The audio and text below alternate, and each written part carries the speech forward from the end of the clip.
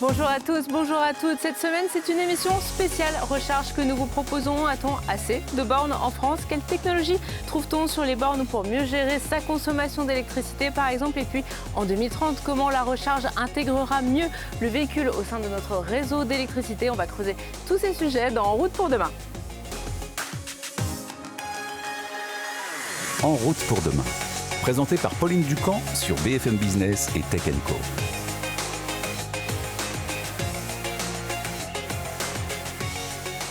Alors vous êtes de plus en plus nombreux à rouler en voiture électrique. Près de 220 000 nouveaux véhicules ont été immatriculés l'année dernière en France. Et comme à chaque fois, se pose la question de la recharge qui commence souvent dans la rue, sur les bornes, dans les stations publiques. Alors l'objectif fixé par le gouvernement, c'était d'atteindre 100 000 bornes de recharge. Bonjour Julien Bonnet. Bonjour Pauline. Alors est-ce qu'on a atteint cet objectif en 2022 ?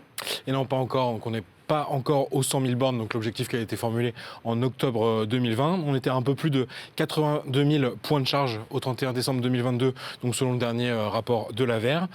Donc l'objectif, il est manqué donc, pour fin 2021, donc la première année où il devait être appliqué. Encore l'an dernier, mais de l'avis des professionnels en fait, du secteur, cela restait un bon principe en fait, de fixer ce cap. On l'a manqué, mais finalement on savait que c'était un but à atteindre en soi. La dynamique est bonne, quoi. C'est ça, exactement. J'allais dire, la dynamique reste très favorable en fait, avec une progression de 53% de nombre de bornes en 2022. Donc on en a ajouté 28 400 et c'est vrai que c'est ce rythme qui est impressionnant, c'est que finalement les années précédentes on était plutôt autour de 3 000, 4 000 installations par an. Là sur 2 ans on a eu plus de 50 000 bornes. Donc c'est vraiment impressionnant. On était à 35 000 en fait début 2021, donc ça permet aussi d'apprécier voilà, cette progression assez forte. Pour Arthur Joannick du cabinet LCP Delta, donc en fait qui est un cabinet qui accompagne les entreprises dans leur transition énergétique. Lui, il trouve que finalement, il faut aussi s'intéresser à ce développement des bornes qui suit finalement les ventes de voitures électriques. Ça, c'est très important pour garder un bon ratio entre le nombre de voitures électriques en circulation, comme tu l'as rappelé, avec les bonnes ventes en 2022. Et donc là, pour le coup, il trouve que c'est un bon rythme. Mais finalement aussi, ce qu'il faut anticiper, c'est justement le parc qui vient de franchir les voitures qu'on peut brancher. Donc si on ajoute les voitures électriques et les hybrides rechargeables, voilà, c'est ça. On a passé un cap symbolique en 2022. On a 1 million de véhicules branchables en circulation sur les routes de France. Donc ça se décompose en 690 000 voitures 100% électriques et 412 000 hybrides rechargeables.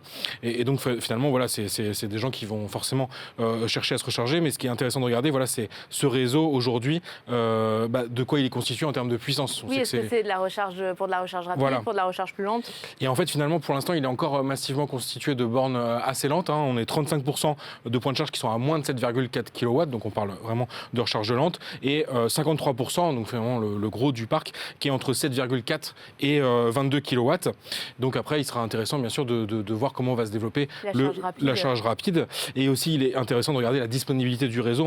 L'AVER, il communique le chiffre de 84% du réseau disponible en 2022. Ça voulait dire ni en maintenance, ni hors service. Donc il y a des bornes et en plus elles fonctionnent, c'est déjà pas mal. Voilà, mais on peut retourner ce chiffre en disant que 16% du réseau était indisponible. Et on a tous, quand on a vécu l'expérience d'une borne en panne, forcément ça peut poser problème. D'ailleurs, ce taux il tombait à 76% en décembre sur les bornes ultra rapides. Donc un point à surveiller aussi, ces bornes, c'est bien d'en installer, mais il faut qu'elles fonctionnent derrière. Oui, pourtant cette charge ultra rapide, elle est essentielle si on veut faire des longs trajets en voiture électrique. Bah oui, complètement. C'est ce qu'on rappelle souvent, bien sûr, avec cet objectif aussi d'équiper massivement les aires d'autoroute et faire que la voiture électrique elle puisse devenir vraiment la seule voiture du foyer, celle avec laquelle on fait les petits déplacements du quotidien, mais aussi le long trajet, plus ou moins deux fois par an. Et finalement, l'idée générale, c'est que la puissance de la borne elle doit être adaptée au lieu où vous vous rendez et au temps d'immobilisation, bien sûr, sur place. Donc sur une aire d'autoroute, typiquement, on va pouvoir recharger, on va vouloir recharger rapidement, et c'est aussi pour une question aussi de laisser la place aux autres utilisateurs qui vont arriver derrière. Et j'en parlais pour le coup avec quelqu'un d'autre, donc Mathieu Dichamp, qui est DG France de PowerDot, qui est une entreprise qui a installé le plus de bornes de recharge rapide en France en 2022, donc avec 569 installations et 6 000 de prévues en 2023, donc un vrai décollage. Et eux, ils ont un modèle intéressant, c'est en fait ils sont partenaires de leurs clients, où ils vont installer la borne de recharge typiquement dans des supermarchés, des parkings de supermarchés. Et donc l'idée, c'est qu'ils vont supporter ce coût très élevé, on parle en plusieurs centaines de milliers d'euros, pour partager ensuite les revenus liés à cette recharge. Et donc lui, il m'expliquait ça, c'est c'est clairement leur modèle, c'est la recharge à destination en fonction de leur partenaire, proposer la puissance adaptée, sachant que de la puissance va dépendre le tarif. Donc plus on a de puissance, plus en général on paye cher le fameux kilowattheure à mettre dans la voiture. Et donc, bien sûr, ça, c'est adapté. C'est-à-dire que si vous avez, par exemple, un centre culturel avec des cinémas, etc., où des gens vont pouvoir passer du temps... je vais rester beaucoup plus longtemps que si je vais au supermarché où je vais me dépêcher de faire mes courses et repartir. Exactement. Donc, finalement, c'est intéressant de voir comment on va se diriger peu à peu avec des puissances de recharge qui vont varier selon, en fait, le lieu où on se trouve. La Poste, on y reste 15 minutes, c'est bien d'avoir de la charge ultra rapide, ou un fast-food, me parlait PowerDot. Par contre, c'est vrai que des lieux où on va rester un peu plus longtemps, ça peut être utile de proposer de la charge ultra rapide pour ceux qui en ont vraiment besoin et qui sont prêts à payer le prix. Et l'autre élément intéressant, c'est aussi dans la grande distribution. On voit beaucoup maintenant donc des bornes de recharge qui sont proposées. Et on est en train de sortir un peu d'un modèle gratuit, pour l'instant, qui était vraiment pour attirer, on va dire, les premiers pionniers de l'électrique. Maintenant, on ne peut plus vraiment parler de pionniers parce qu'ils sont quand même nombreux, ces utilisateurs de voitures électriques. Et donc, finalement, ça pourrait être le relais des stations-service à prix coûtant. C'est-à-dire qu'aujourd'hui, typiquement, Leclerc, il attire les clients en disant mon carburant, il a prix coûtant, venez chez moi. Et après, si vous restez pour faire les courses, c'est bien. Et là, finalement, on pourrait imaginer des offres comme ça de fidélisation, associé à la carte fidélité, et avoir comme ça une récompense en payant une électricité moins chère pour ensuite aller faire ses courses dans le supermarché en question. Mais ça va être un vrai sujet, surtout en période de crise énergétique, cette histoire de coût de la recharge. Oui, surtout qu'on en parle beaucoup là en ce début d'année. Il y a plusieurs signaux négatifs qui ont été un peu envoyés, notamment à Paris avec la hausse des tarifs de Bélib. Rouen, j'aime bien cet exemple aussi, c'est parce qu'ils sont en train de lancer leur ZFE, donc on en parle souvent dans Route pour demain, c'est les fameuses zones à faible émission pour réduire la pollution en ville en excluant forcément les voitures les plus polluantes, mais aussi en encourageant les gens à passer à l'électrique. Et donc, derrière, il faut des bornes. Jusqu'ici, Rouen avait des bornes publiques gratuites, et là, il les passe en payant. Mais finalement, il faut voir aussi peut-être le bon côté des choses, c'est qu'il y a des utilisateurs qui étaient bien contents d'en profiter gratuitement, mais qui étaient peut-être aussi très déçus de tomber sur une borne occupée, parce que vous avez ce phénomène des voitures ventouses. Et tout de suite, c'est vrai qu'avec un système de tarification à la minute qui peut s'ajouter des fois au kilowattheure à partir d'un certain temps. Oui, ça dissuade de s'en servir comme place de parking pendant une nuit ou voire plusieurs jours. C'est tout un modèle à créer pour finalement avoir la bonne puissance au bon endroit, et avec la bonne tarification, on peut aussi aborder rapidement pour finir la difficulté de payer en fait sa recharge. Donc avec une carte bancaire, en général, c'est pas proposé, mais ça va se développer de plus en plus. Pour l'instant, le frein à ça, c'est que finalement le volume de transactions était trop faible pour avoir un terminal de carte bancaire qui soit rentable. Et de toute façon, on rappelle rapidement les enjeux. De toute façon, en 2030, on aura entre 8 et 13 millions de voitures électriques en circulation sur la route, et donc le besoin, il est estimé entre 650 000 et 1 million de bornes publiques en France. Merci beaucoup Julien pour cette photographie à l'instant T de notre parc de bornes de recharge en France, et on va passer tout de suite, tu restes avec moi, à l'invité de la semaine. BFM Business et Tech & Co présente En route pour demain, l'invité. Et notre invité cette semaine, c'est Alain Roland. Bonjour, vous Bonjour. êtes le fondateur de Station I. Donc c'est une société qui commercialise des bornes de recharge, mais qui les exploite aussi. Et votre objectif, c'est d'atteindre les 10 000 bornes donc d'ici 2027, si j'ai bien tout compris. Mais en fait, plus que des bornes, vous voulez mettre en place un écosystème autour de ces bornes avec des services. Finalement, est-ce que la borne de recharge publique, ça ne va pas être la station-service de demain ? Alors, disons que la recharge électrique, elle est importante pour la mobilité. Chez Station E, d'abord, on a la Banque des territoires au capital de l'entreprise avec un fonds d'investissement. L'ambition est de 10 000 stations en France avec un projet d'environ 240 millions d'investissements. Et c'est vrai que notre modèle, il s'appuie sur la recharge électrique, mais aussi sur d'autres aspirations autour des systèmes de télécommunications, des casiers connectés, des voitures en autopartage, ou encore des informations en termes de données pour pouvoir améliorer son parcours client. Mais alors justement, ces différents services, comment ils sont développés ? Vous avez un catalogue et vous proposez tout. Les collectivités locales vous disent « Moi, je voudrais avoir peut-être plus de covoiturage, mais en voiture électrique, donc vous pouvez peut-être m'aider à le développer et tout en favorisant la livraison. » Comment ça fonctionne ? Alors, je pars du principe, et c'est pour ça que j'ai créé l'entreprise, qu'on se chargera sans y penser. On ne va pas faire le plein, on se chargera sans y penser quand on va sur une station. Et donc, on localise nos stations sur des endroits du quotidien. Ça va être pour faire ses courses, du sport, une maison médicalisée. Et en fonction de cet endroit-là, on va avoir des partenaires industriels qui, eux, sont intéressés pour aller apporter ce service. Donc nous, on n'apporte pas tous les services. On est un opérateur qui a un réseau physique. On est aussi opérateur de charge. Et aussi, on a la carte Station E qui permet d'aller charger sur 400 réseaux en France. À partir de là, on va avoir des partenaires qui, en fonction de l'endroit où on se situe, vont saisir l'opportunité de venir fournir ce type de service. Et donc la collectivité, eh bien, effectivement, en fonction des endroits, par exemple, je prends la ville de Beauvais, puisqu'on a installé des sites, eh bien, en fonction des endroits, on va avoir quid un casier connecté ou quid des télécommunications. Et du coup, ça veut dire que vous pouvez aussi, au moment où vous installez la borne, amener, je ne sais pas, de la fibre par exemple, et ça peut intéresser une collectivité locale parce que vous amenez les deux, c'est ça le... Alors il y a aussi l'emplacement de la fibre, la fibre n'arrive pas toujours là. Dès qu'on amène de la fibre, c'est qu'il y a besoin de très haut débit. Aujourd'hui, sur nos stations, on n'a pas besoin d'avoir du très haut débit. Donc ce n'est pas notre métier d'amener la fibre. Mais quand on a une station, on a capacité à héberger un certain nombre d'équipements, y compris en télécommunication, qui peuvent être des nœuds de raccordement de fibres, par exemple, et qui peuvent intéresser un opérateur. Pour bien comprendre, c'est que aujourd'hui, j'espère qu'on parlera des prix des charges, c'est que ce qu'il faut, c'est non pas augmenter le prix de la charge pour avoir un modèle qui tourne, mais ce qu'il faut, c'est avoir des charges qui sont abordables pour toute la population et aller chercher des services à côté.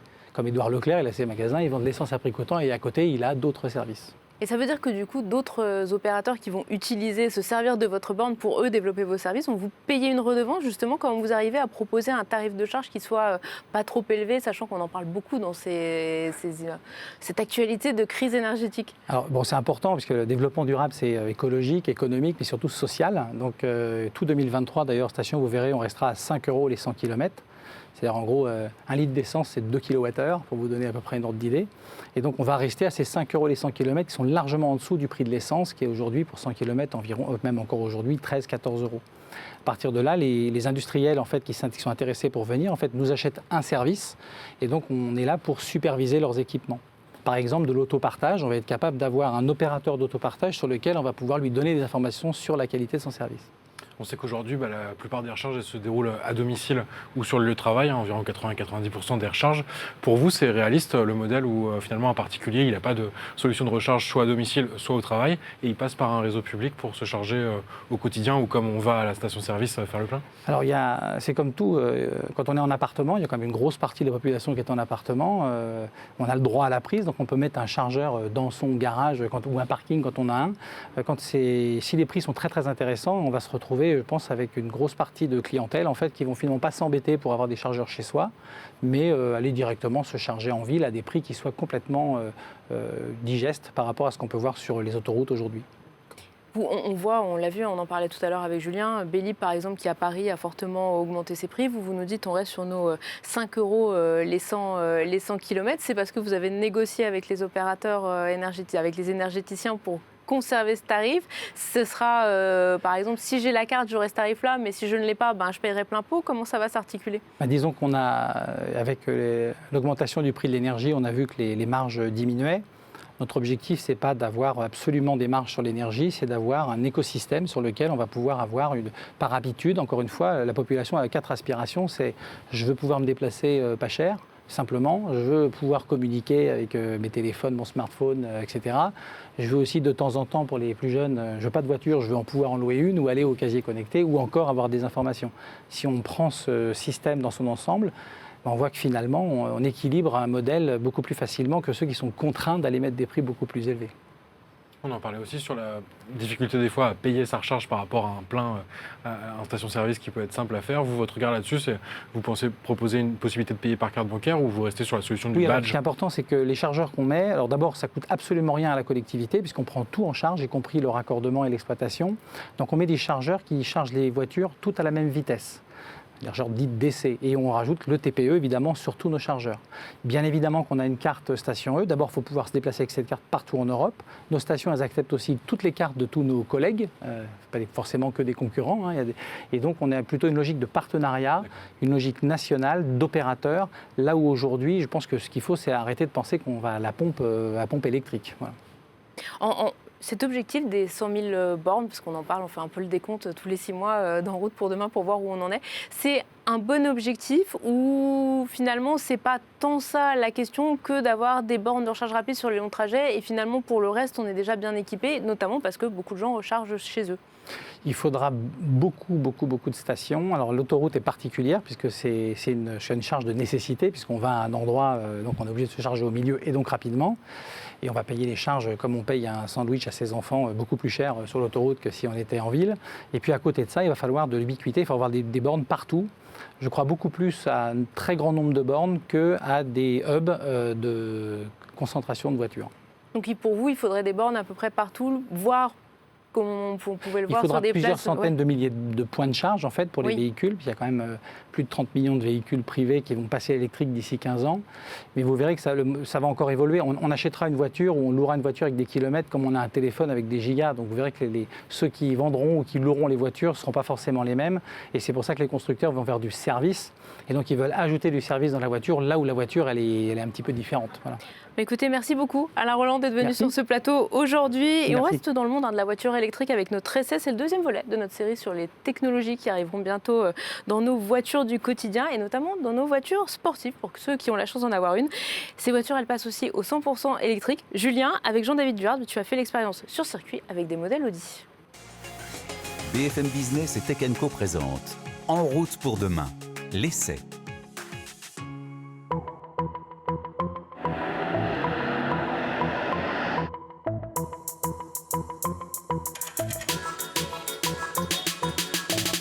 Nous sommes aujourd'hui au Tech Days d'Audi, donc l'occasion pour la marque allemande de présenter ses dernières innovations technologiques, notamment autour du système Quattro, donc son système de transmission intégrale particulièrement célèbre.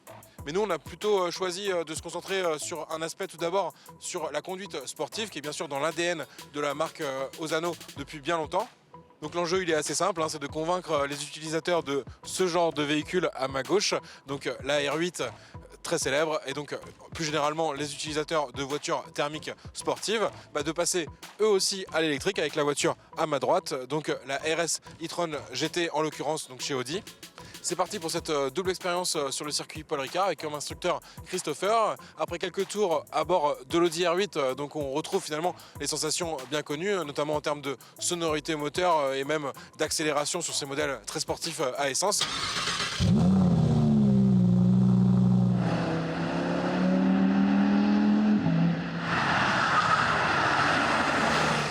Changement d'univers avec la RS e-tron GT, bien sûr 100% électrique. Allez, c'est parti. Un démarrage tout en silence, on change d'atmosphère par rapport à l'Audi R8 avec le Drive Select ici. Oui. Vous pouvez choisir votre mode de conduite, plus ou moins sportif. Sur piste, sur circuit, bien sûr, du dynamique sera plus efficace. Mais c'est vrai qu'on sent que le comportement est complètement différent de la R8 par exemple.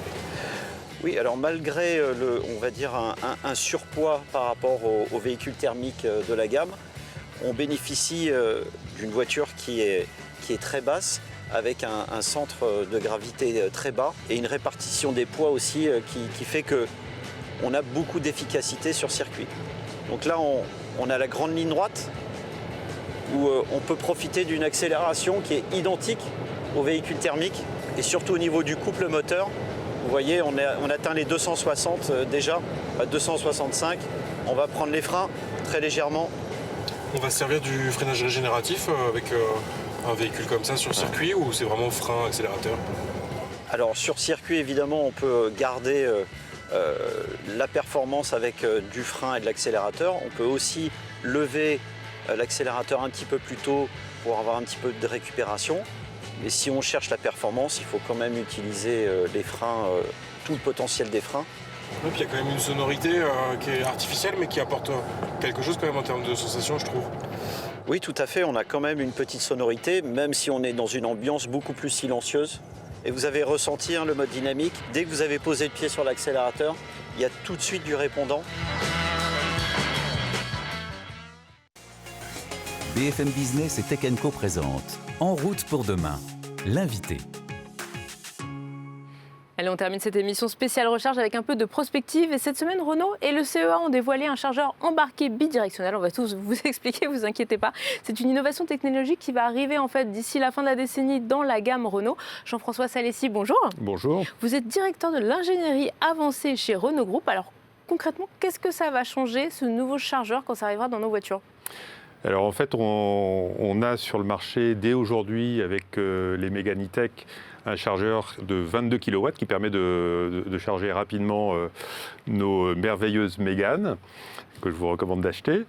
On est d'ailleurs un des seuls constructeurs à proposer ce type de chargeur de 22 kW et qui utilise des technologies carbure de silicium. Dès aujourd'hui, on est relativement en avance. Renault a une grande avance sur le véhicule électrique, comme vous le savez. À partir de 2024-2025, on va faire une première évolution de ce chargeur, on va le rendre bidirectionnel. Ça veut dire quoi? Ça veut dire qu'on va pouvoir restituer de l'énergie au réseau électrique. Donc moi, en tant que particulier, je vais pouvoir faire du trading d'énergie, donc revendre mon énergie quand l'énergie est chère et acheter de l'énergie quand l'énergie n'est pas chère. Donc j'irai faire le plein pas cher chez Alain et puis hop, quand je le revendrai beaucoup plus cher. Exactement. On va pouvoir offrir cette nouvelle possibilité aux clients. En moyenne, on estime que ça va permettre à un particulier d'économiser ou de gagner environ 200 € par an. Si on fait ça régulièrement. Donc c'est pas négligeable. Donc ça c'est 2024-2025, c'est les technologies qu'on maîtrise déjà. Ce qu'on a communiqué aujourd'hui, c'est une évolution de ces technologies qui utilisent des nouveaux composants en nitrure de gallium, technologie qu'on a développée avec le CEA, et qui vont permettre d'avoir cette bidirectionnalité du chargeur, mais en plus de gagner très fortement sur les pertes, sur les pertes électriques. Donc nos chargeurs vont être plus efficients. On va gagner 30% en termes de pertes. Donc on va passer d'un rendement de 90% à environ 94% dans les deux sens, en charge et en décharge. Ça va nous permettre aussi de gagner en compacité, donc ça va être des chargeurs plus compacts, et ça va nous permettre aussi de gagner en coût. Voilà. Et donc tout ça, on va l'introduire plutôt vers la fin de la décennie, à partir de 2027 environ, sur nos véhicules. Alors j'ai l'impression que cette idée de se dire que demain la voiture, on parle de smart grid, la voiture servira finalement à redonner de l'électricité quand soit on en manquera, soit dans les heures où elle coûte plus cher, ça fait un bout de temps que ça existe. Pourquoi ça arrive maintenant? Qu'est-ce qui bloquait jusqu'à présent pour que le véhicule soit vraiment intégré dans le réseau électrique et pas simplement un consommateur? Alors je pense qu'il manquait deux choses. D'abord il manquait les voitures électriques elles-mêmes qui sont forcées par la réglementation en train de se répandre. Je rappelle qu'en 2035 on sera réglementairement obligé d'avoir 100% des véhicules vendus neufs électriques. Renault sera en avance sur la réglementation de 5 ans, parce que nous, on sera 100% électrique à 2030. Donc, il manquait les stockers, finalement, les véhicules qui vont permettre de restituer cette énergie. Et puis, il manquait aussi les chargeurs qui permettent d'avoir cette bidirectionnalité. Donc, c'est des choses qui sont maintenant en train d'arriver. C'est une réalité. Donc, à partir de 2024-2025, c'est là. Voilà. Très concrètement. On le voit là cet hiver avec les risques de coupure, etc. À partir de combien de véhicules finalement on peut avoir un impact sur le réseau, on va dire significatif? Alors, en fait, j'ai envie de dire, c'est quelques dizaines de véhicules. En fait, on va regarder l'impact sur une branche du réseau. On va regarder ce qui se passe derrière les sous-stations. Et donc, un véhicule, il faut avoir en tête que c'est l'équivalent d'une maison en fait. En charge 20 kW, c'est ce que consomme une maison, peu ou prou, c'est entre 10 et 20 kW.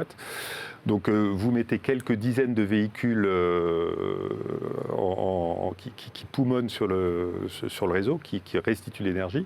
C'est quelques dizaines de... un quartier, finalement. C'est quelques dizaines de maisons qui peuvent alimenter un quartier. Derrière une sous-station, ça peut avoir un effet tout à fait Et vous voyez des collectivités qui sont déjà intéressées par ce genre d'usage justement pour l'intérêt que ça peut avoir? Alors, et puis créer des incitations. En fait, on discute non seulement avec les collectivités, mais aussi avec les fournisseurs d'énergie, donc Enedis et EDF, qui sont évidemment intéressés eux aussi par cette possibilité-là, parce que c'est une façon de réguler le réseau et c'est une façon aussi de réguler ce qui concerne la production d'énergie. Quand on parle d'énergie renouvelable, l'énergie renouvelable par construction, elle n'est pas toujours là quand on en a besoin, et donc c'est une façon aussi de pouvoir réguler le réseau à partir du moment où on va voir ces énergies renouvelables se répandre. Donc c'est plutôt les énergéticiens qui finalement vont gérer de manière automatique en regardant, il y a 100 voitures électriques branchées, là j'ai mes éoliennes qui tournent à fond, donc du coup je le mets plutôt vers les voitures électriques, ou à contrario j'alimente avec des éoliennes,